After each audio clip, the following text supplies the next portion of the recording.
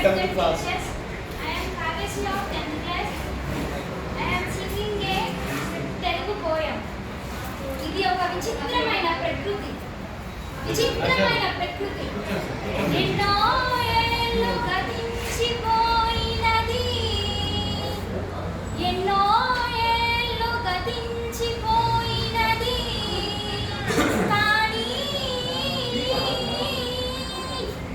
ఈ శ్మశాన స్థలి కన్నుల్ మోర్చిన మందభాగ్యుడు ఒక్కడు ఒక్కడు ఒక్కడైన నన్ను లేచిరాడు. ఎన్నాళ్ళు ఈ చలనంబులేని శయనంబు. ఎన్నాళ్ళు ఈ చలనంబులేని శయనం. ఏ తల్లులు అలిరో. ఏ తల్లులు అల్లాడి అల్లాడి అల్లాడిరో. కన్నీటింబడి క్రాగిపోయినవి. కన్నీటింబడి క్రాగిపోయినవి. నికంబిందు పాషాణముల్. Thank you. అమ్మ నీ పేరు చెప్పినానా? Kavyasri. My name is Kavyasri.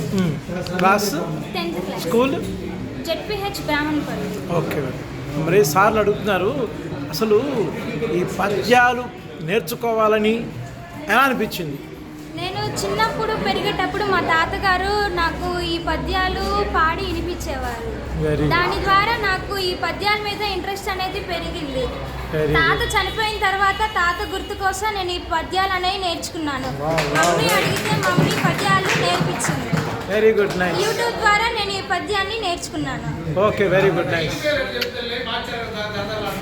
Jallipalli. Jallipalli. ఏం పేరు నాన్న?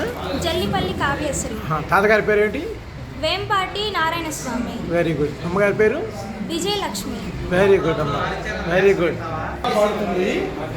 బట్ ఇక్కడ ఏంటంటే ఆటోమేటిక్గా మనమైనా లేదు చూడు, ఓకేనా?